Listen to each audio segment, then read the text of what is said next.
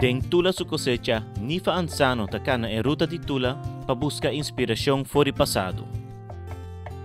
Den serie 2, Nifa a invita holandês europeu, pa papia tocante ng vida na Corsao e pa mira sinang sa Kiko tatula su cosecha. E wespet den edición 4 Tamarika Damen. Het trana una como docente de Human Resource Management. Leven op Curaçao betekent voor mij vrijheid.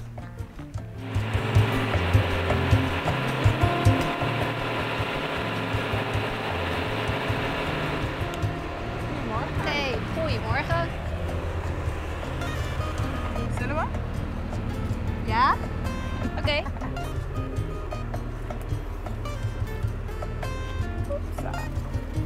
Gelukkig is het makkelijk begaanbaar. Ja, ze hebben het Goed onthouden. gangbaar.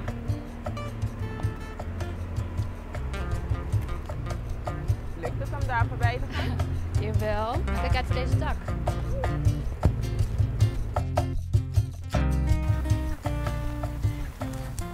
Dan moeten we nu denk ik in het landhuis zijn. Ja, ik denk Waar vroeger het landhuis was. dat dit de fundering zou zijn geweest. Ja.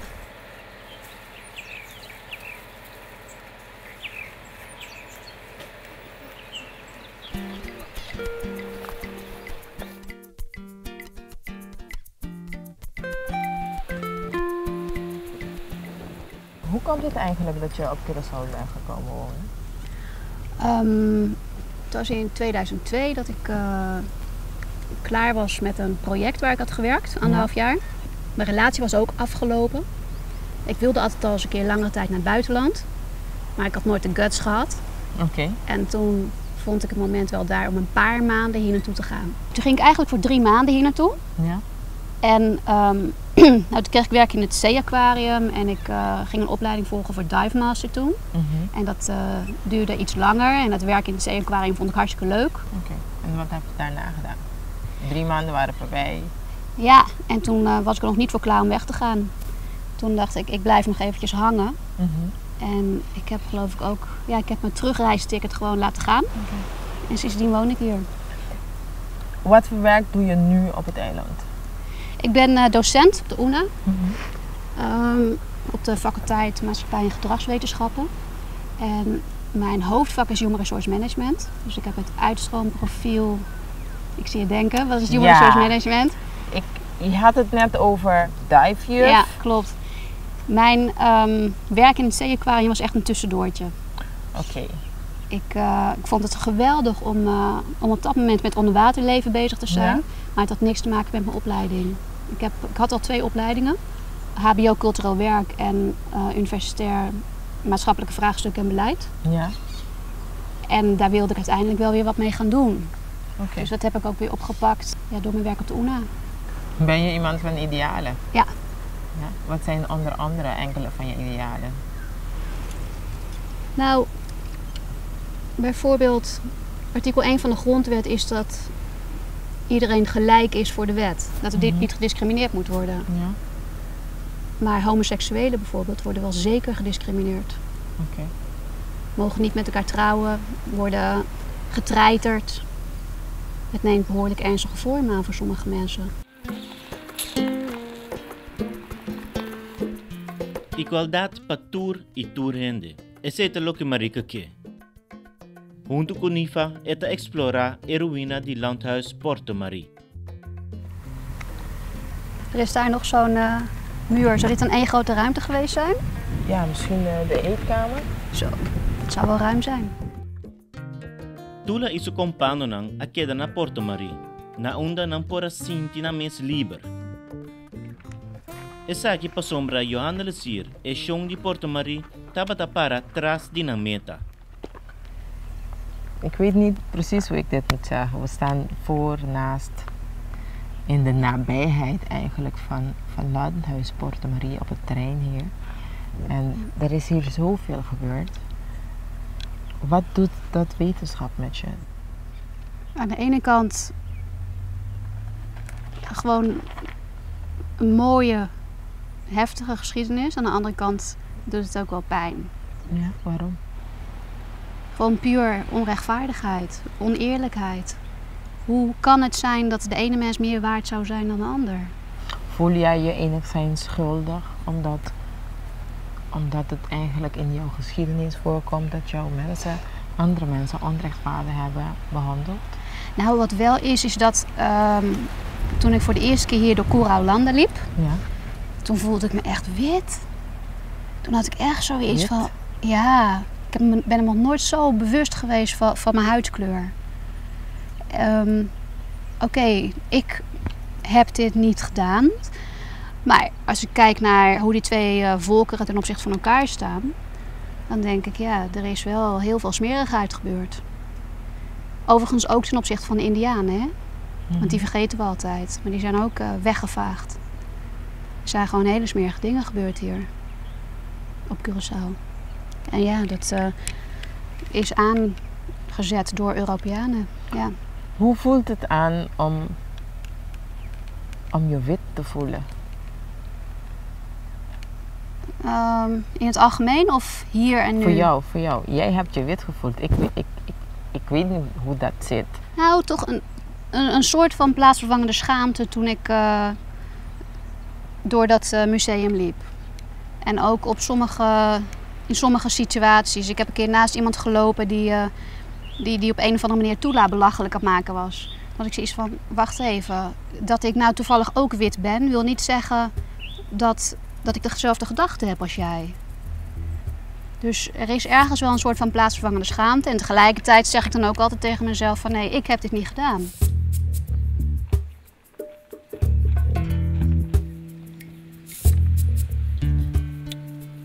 Net después de abolición de esclavitud, gran parte de Curaçao estaba aflegd com cabana, como não trabalho.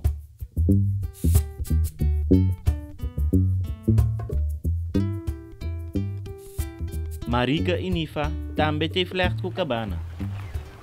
Bon dia. Wat denk je dat dit is? Ja, dit zijn, hoe heet dat? Handgemaakt, Ja. van vroeger.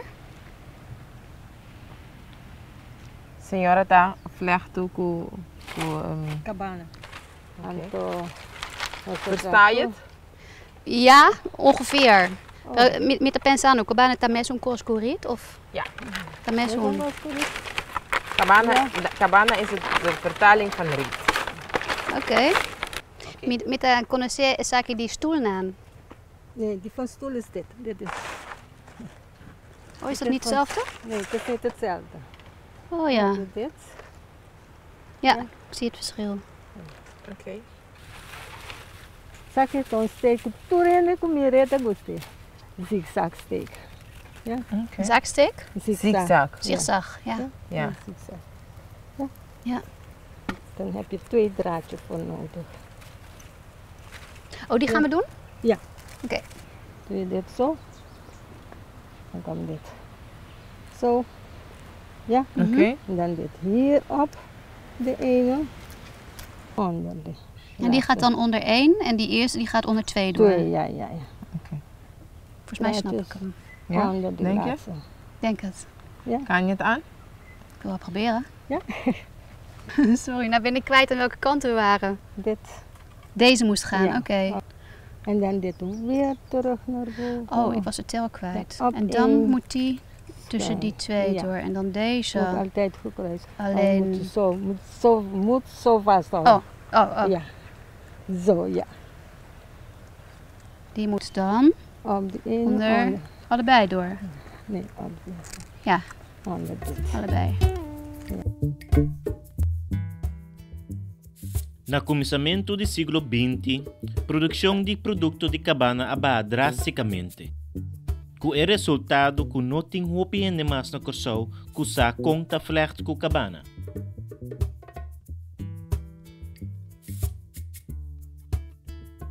Is het jou opgevallen dat hier op Curaçao de geschiedenis nog leeft? Dat de mensen zich het besef daarvan hebben? Ja, ik denk heel erg. Ik denk sowieso dat als je om je heen kijkt, dat je herinnerd wordt aan de geschiedenis. Hoezo? Als hier geen slavernij had plaatsgevonden, dan woonden hier Indianen. En ja, alle Europeanen en mensen met voorouders in Afrika, die zouden niet op het eiland zijn. Okay. Dus het is sowieso qua beeld al aanwezig. Okay. En op zich zou je dat op een gegeven moment wel naast je kunnen laten, denk ik. Zo van, nou ja, mensen hebben nou eenmaal verschillende kleuren. Maar ik denk dat er toch nog wel heel veel dingen ook in gedachten van mensen meespelen. Merk je het ook bij je studenten? Dat de slavernijverleden leeft onder hen? Nee, eigenlijk onder mijn studenten heel weinig. Ik heb zelf minor geschreven voor Human Resource Management. En een van de belangrijkste onderwerpen daarin, die ik erin kwijt wilde, was dat studenten leerden, als ze straks Human Resource functionaris zijn, hoe ze hun werknemers het beste eruit kunnen halen. Een soort empowerment toepassen. Maar voordat je daar bent, moet je zelf ook empowered zijn. Moet je bewust zijn van wat je eigen valkuilen zijn en je eigen belemmeringen. En er spelen bij veel mensen, ik denk iedereen heeft wel bepaalde belemmeringen. Maar op het moment dat ik in die minor HRM het onderwerp slavernij had geïntroduceerd, toen had de student heel snel zoiets van, ja, dat is geweest, daar willen we het niet meer over hebben. Dat is al zo uitgekoud. Dus daar waren ze eigenlijk heel terughoudend in. Oké. Heb je hen gevraagd waarom ze terughoudend reageerden? Ja, ze zeggen dat het al zo is uitgekoud. Dat er zoveel colleges, ook op basisschool en middelbare school, al over gegaan zijn. Maar ik denk ook, wat ze ook al zeiden, is dat we willen het achter ons laten. We willen niet steeds terugkijken naar het verleden, want het heeft geen invloed meer op wie wij nu zijn. Maar dat is dan iets wat ik me afvraag. Want misschien dat de studenten die nu studeren, die hebben een bepaald toekomstperspectief en beroepsperspectief en arbeidsethos. Ze zien zichzelf op de arbeidsmarkt binnenkort en ze geloven ook in zichzelf. Maar ze zullen wel te maken krijgen later met werknemers die niet allemaal in zichzelf geloven. En hoe ga je met hun om? Okay. Want ik denk wel dat als er iets is wat, voor zover ik dat kan invullen als Makamba, als er iets is wat de slavernijtijd nu nog aan negatieve gevolgen heeft, dan is dat eigenwaarde. Oké. Hoezo eigenwaarde? Dat er nog woorden bestaan zoals dretja ras of slecht haar. Oké. Ik denk, hoe kom je erbij dat het ene haar goed is en het andere haarsoort is slecht? Okay. Recht stelhaar is dan goed en kroeshaar is slecht. En dat, ja, wat ik heb begrepen, heel veel vormen van discriminatie zijn eigenlijk pas ontstaan vooral na de slavernijtijd. Toen slavernij was afgeschaft. Toen gingen mensen opeens kijken naar kleur. En toen werd er een soort van normbeeld gesteld op een of andere manier. Dat mensen zouden moeten lijken op de vroegere slaveneigenaren. En ja, dat is natuurlijk doodzonde. Waarom zou je op je vroegere kolonisator willen lijken? Ik denk dat dat ook een beeld is waar Curaçao gewoon van af moet. Want zolang je blijft denken van, in kleurverschillen sowieso, dan is er iets niet in evenwicht. Je mag het natuurlijk wel hebben, je mag mensen wel benoemen. Stel, er staan 10 mensen in een rij en er zijn er 9 bruin en 1 wit. Natuurlijk mag je dan zeggen, als je die ene wil aanwijzen, van die witte of die blanke. Maar koppel het niet aan eigenschappen. En dat doen mensen nog steeds veel te veel. Dat is gewoon discriminatie. Daarmee doen eigenlijk heel veel mensen zichzelf tekort.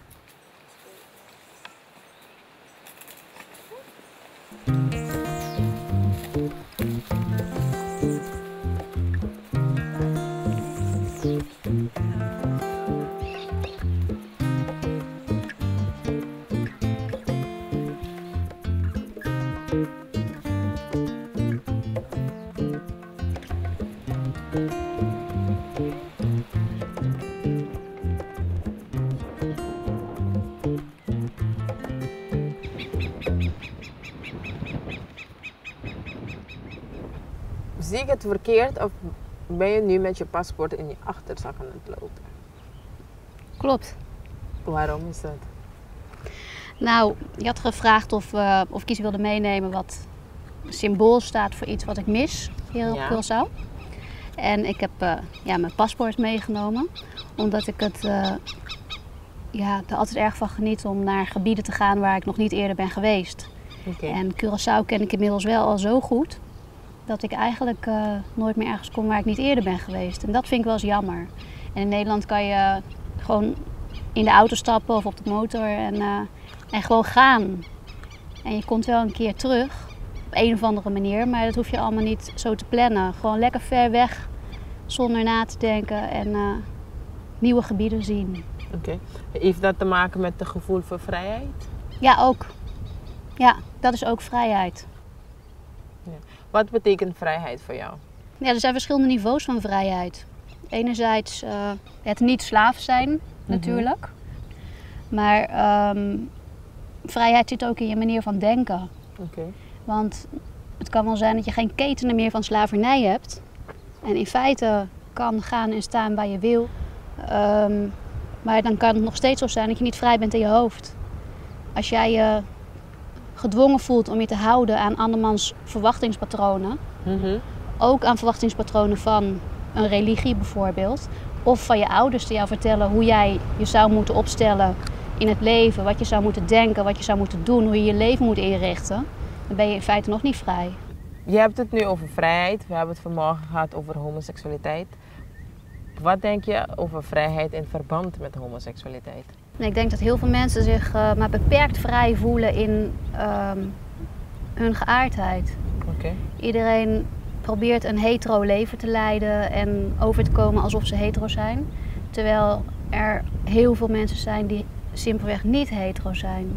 Okay. Of die homoseksueel zijn of biseksueel of misschien ook wel transgender zijn. Okay. Waarom is dit onderwerp zo belangrijk voor jou?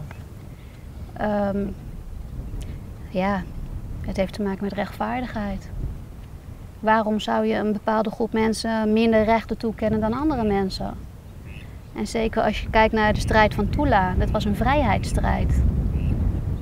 Waarom vrijheid voor de ene groep wel, voor de andere groep niet? Ik denk als je kijkt, ik weet niet wat voor normen en waarden er in die tijd waren over homoseksualiteit.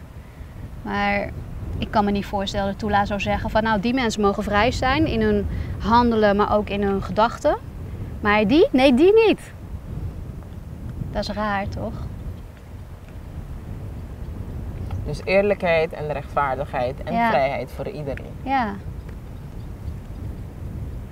Maar hoe zit het dan met jou? Wat voor etiketje ik draag. Ik denk een heel onleesbaar etiket. Ja? Vertel. Ja.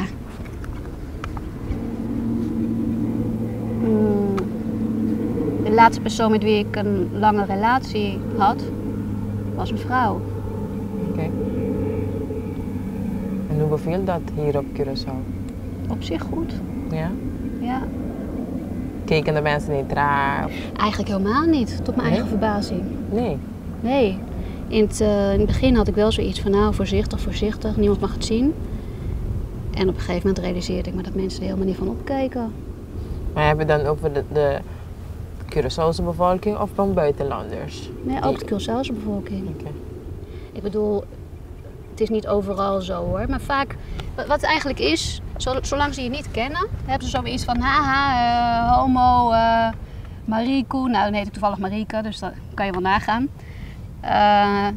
Zolang ze je niet kennen, is het heel makkelijk om te roepen dat homoseksualiteit iets smerigs is. Okay. Maar als ze je eenmaal kennen, dan gaat het opeens over een persoon en dan heb je opeens een heel ander verhaal. En dan moet je wel, als je dan nog iemand zo face-to-face, 1 op 1 wil gaan discrimineren omdat iemand een andere geaardheid heeft dan volgens jou hoort. Wil je zeggen dat je hier op Curaçao nooit gediscrimineerd bent omdat je niet heteroseksueel bent? Nou, de meeste mensen weten het nog niet helemaal. De meeste mensen weten het nog niet helemaal? Mm-hmm. Okay, dus... Vanaf deze uitzending wel. Oké, dus dat heeft eigenlijk jou de moeite bespaard of al die negativiteit bespaard? Weet ik niet. Ik denk dat mensen zich ook hierdoor laten beperken. Want ik denk dat heel veel mensen ook heel bang zijn om gediscrimineerd te worden. Maar hoe erg is die discriminatie eigenlijk? Maar Oké, ben jij bang om gediscrimineerd te worden? niet meer zo. Niet meer zo.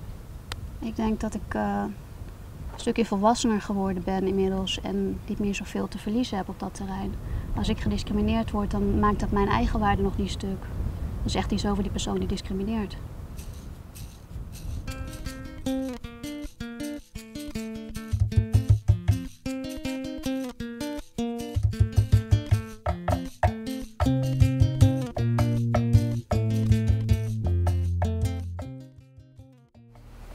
Voel jij je enigszins schuldig omdat het eigenlijk in jouw geschiedenis voorkomt dat jouw andere mensen onrechtvaardig hebben behandeld?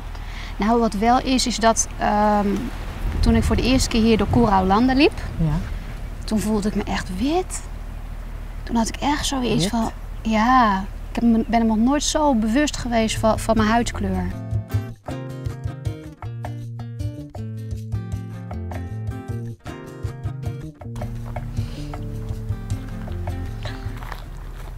Dit is voor jou.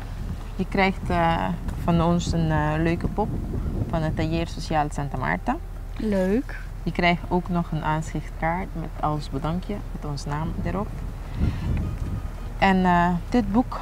En we hebben een boodschap in het voor jou Oh, geschreven. super. En het luidt zo. In het midden van de nacht hoor ik het galmen. In de klinkklare dag zie ik het voorbij gaan. In gedachten, oh in gedachten. Het is niet wat een ander vindt. Het is niet de label die men geeft. Het is een proces dat gaande is. Het is het slijpen, verfijnen en versmelten van mijn ik in mijn eigen identiteit. In gedachten voel ik het. In handelingen uit ik het. Gaaf. Alsjeblieft. Dankjewel. Ja, leuk. Ja, Super, die ga ik nog een paar keer nalezen ook. oké. Ja. We hopen dat je ervan zult genieten. Ja, vast wel. Dankjewel. Oké.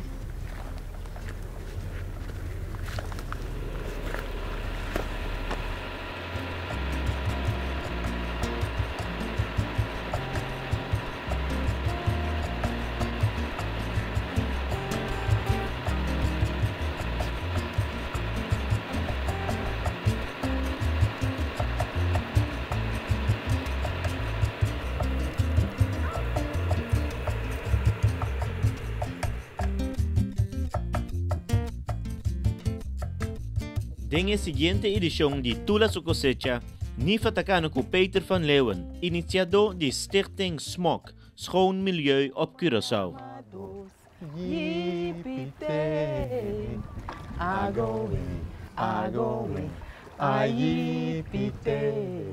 Goed zo, Peter. Goed hè? We kunnen een bandje beginnen. Ja, dat wil ik altijd al. Een van mijn vele dromen. Komt wel voor Ik elkaar. speel ook heel goed gitaar als ik alleen ben. Oké. Corda visitanos riba internet. Like nos di tour manera kuting. Pasombra kuboso sosting nos por de Soraya, Tula su cosecha.